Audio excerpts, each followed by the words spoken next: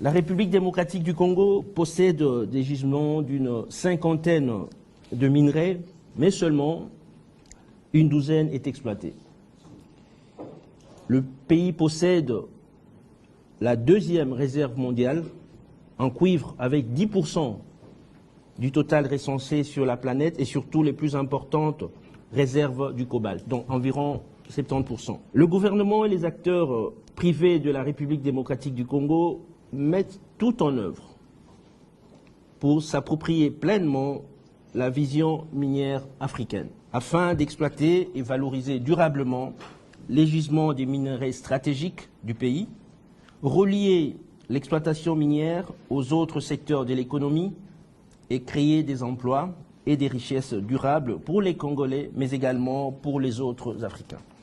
Il était désormais temps de changer le paradigme dans les secteurs miniers pour une accélération du processus d'industrialisation de la République démocratique du Congo, ainsi que celle du continent, pour mettre fin au cercle vicieux lié à la forte dépendance aux matières premières et offrir un cadre idéal pour la consolidation d'un secteur minier favorable au développement, conformément à la vision réitérée du président de la République.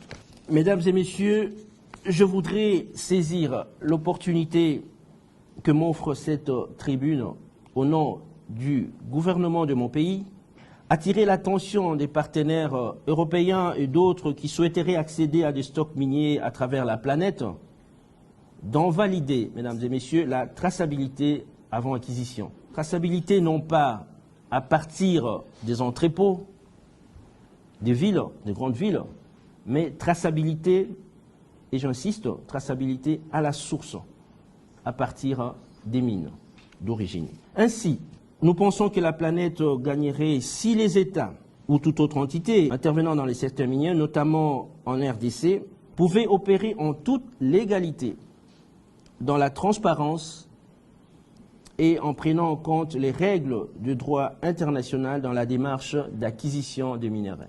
À bannir, je voulais dire, les minerais du sang. La rencontre de ce jour marque l'ouverture d'un dialogue entre l'Europe et l'Afrique. Dialogue à la fois transversal et stratégique sur la problématique de la localisation de la chaîne de valeur de minerais critiques.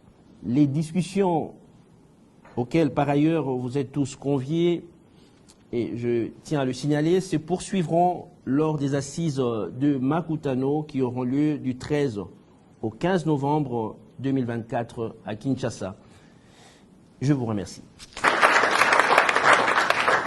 Thank you, Frank.